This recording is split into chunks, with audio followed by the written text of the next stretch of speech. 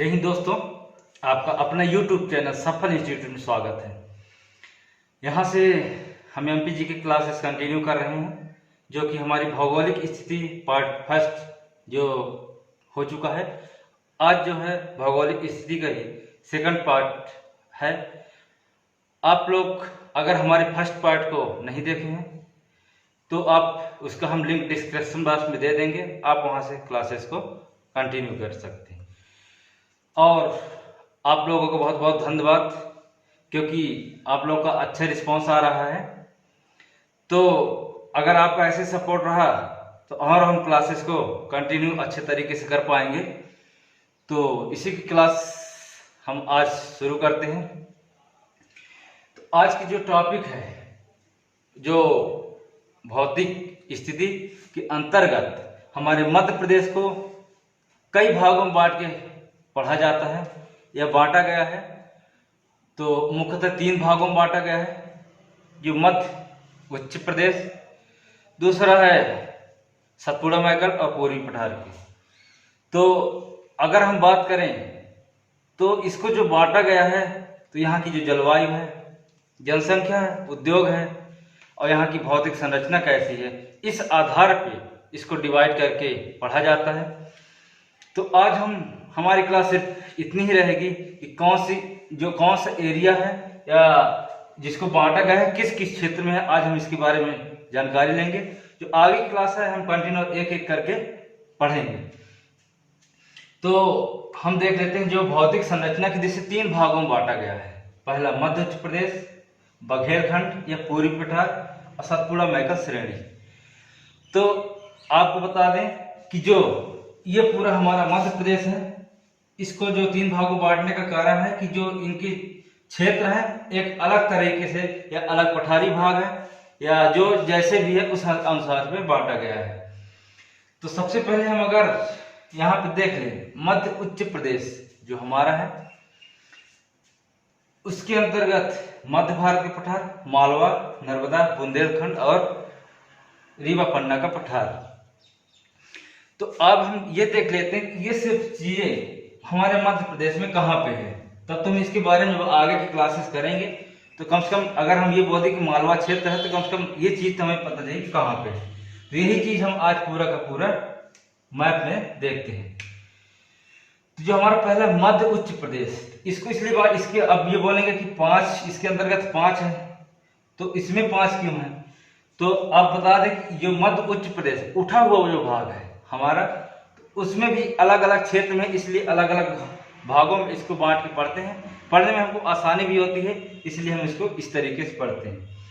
तो मध्य उच्च प्रदेश के अंतर्गत जो हमारा मध्य भारत का पठार है, वो देख लेते कहाँ पे आता है। तो ये जो मध्य भारत का पठार है, ये हमारा मध्य प्रदेश सबसे ऊपरी भाग है। ये लगभग यहाँ से शुरू हो जाता है और ये आता हुआ ये भाग। अगर ये यहाँ पे लाने की जगह राजस्थान में आ जाता है, इसलिए हम सिर्फ इतना ही देख रहे हैं। ये जो हमारा भाग है, ये पूरा पूरा किसमें आता है, मध्य भारत का पठार। इसके बाद आता है मालवा क्षेत्र या मालवा का पठार, क्योंकि ये सब पठारी भाग है, इसलिए इसको एक भाग में कर दिया गया है, मध्य उच्च प्रदेश के अंतर्गत है। तो अब अगर हम मध्य भारत के पठार के अंदर मालवा का अगर क्षेत्र आते हैं, तो इसके जस्ट नीचे आप आएंगे तो आपका ये पूरा का पूरा क्षेत्र, ये जो है, ये जो यहां से यहां है, यहां मालवा का पठार पड़ता है।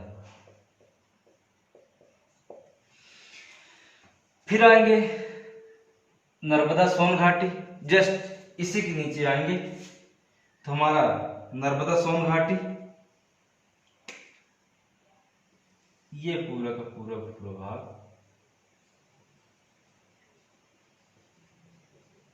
नर्मदा सोन घाटी पड़ता है। इसके बारे में हम डिटेल जानकारी या जो डिटेल है क्लासेस हम कंटिन्यू करेंगे आगे क्लासेस में। सिर्फ आज हम सिर्फ डिवाइडेशन है, कहाँ पे कौन सी चीज थी, सिर्फ आज हम ये जानेंगे। इससे हमको पढ़ने में आसानी होगी, क्योंकि जितना ज़्यादा हमारा मैप क्लियर रहेगा उतना ही हमको चीज़ें समझ में आएंगी। अगर आप मध्य प्रदेश के पूरे जिले अगर याद कर लिए होंगे या याद हो जाता है, तो यहाँ तक ये सोचिए कि आपको मध्य प्रदेश का जो सामान्य ज्ञान है 50% खत्म हो गया। क्योंकि हर चीज, अगर किसी चीज की अगर बात चल रही है तो कम से कम ये पता जाएगा कौन सा जिला कहाँ पे है। नर्मदा सोन घाटी के बाद हम आते हैं बुंदेलखंड का पठार। तो जस्ट मालवा जो हमारा मध्य भारत का पठार है, इसके जस्ट दाएं साइड में ये पूरा का पूरा भाग,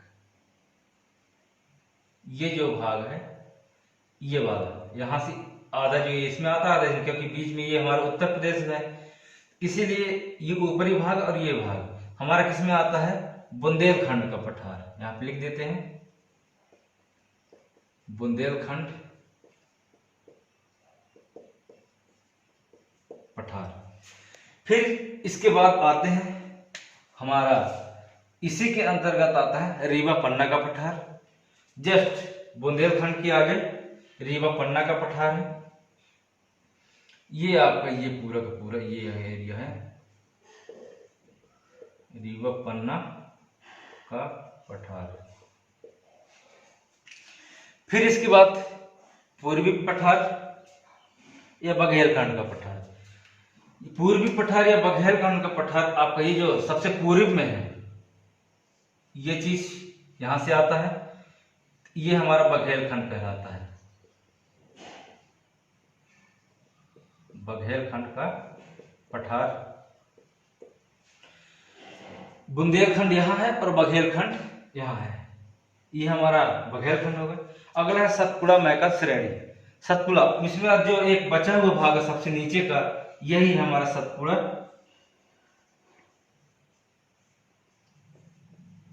मैकल श्रेणी। इसको श्रेणी इसलिए कहा जाता है क्योंकि ये पर्वतीय भाग है। सतपुड़ा एक पर्वत है, मैकल भी पर्वत है, तो ये एक लगातार एक के बाद एक पर्वत है, इसीलिए इसको श्रेणी के रूप में जाना जाता है। ये भी पठारी भाग है। अब ये बोल रहे हो, सोच रहे हो कि ये पठारी भाग है तो इससे अलग क्यों कर दिया, सबको तो पठारी है। इसको इसलिए अलग किया गया है क्योंकि यहाँ की जो जलवायु है, यहाँ जो मिट्टियां हैं, ये सब अलग अलग तरीके से पाई जाती हैं, इसलिए इसको सब अलग अलग भागों में बांटा गया है। तो ये चीज इतनी हो गई।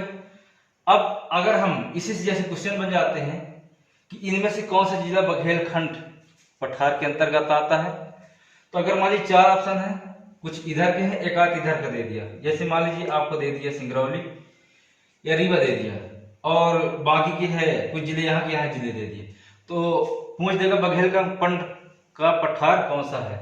तो अगर आपको मालूम होगा इधर कौन सा जिला है, तभी तो आप अनुमान भी लगा के टिक मार सकते हैं, तो आपका क्लियर हो जाएगा। मालवा क्षेत्र की बात करें, अगर आपसे पूछ दिया मालवा का पठार का कौन से जिले आते हैं, तो अगर हम देखेंगे तो यहाँ नीमच सबसे ऊपर पड़ता है, तो इसमें तो आएगा नहीं। मंदसौर, रतलाम, झाबुआ, यहाँ उज्जैन, आगर मालवा, शाजापुर, रायगढ़, भोपाल, विदिशा, देवास हो गया, इंदौर हो गया, ये सब मालवा क्षेत्र में आते हैं। क्योंकि हमको पूरे जिला याद है, इसलिए मैं आपको बता सकता हूँ। ठीक है, अगर इधर मध्य भारत के पठार के अंतर्गत अगर पूछा जाए, अगर हमको ये जिला क्षेत्र मालूम है तो हम आसानी से बता सकते हैं। इसीलिए सबसे पहले अगर पूरे जितना ज्यादा हो सके पूरे जिले याद करिए, उसी से हमारा पूरा का पूरा मध्य प्रदेश का जो जीके है क्लियर हो जाएगा। तो आज हम यही क्लास खत्म करते हैं, और आप कंटिन्यू देखते रहिए क्लासेस को, एक एक करके हम पढ़ेंगे। मध्य भारत की पठार क्योंकि अलग क्षेत्र है, इसमें अलग तरीके से मिट्टियां ये सब पाई जाती हैं, तो इसीलिए इन सब के बारे में अलग अलग पढ़ेंगे, क्या इनकी विशेषताएं हैं, हम आगे की क्लासेस में जानेंगे। और यहीं से ये सब चीजें हो गई। अब हमारे की जो क्लासेस हैं उसमें हम संभाग, मिट्टियां, नदी, ये सब पढ़ते जाएंगे। तो आज की क्लास यहीं खत्म करते हैं। जय हिंद, जय भारत।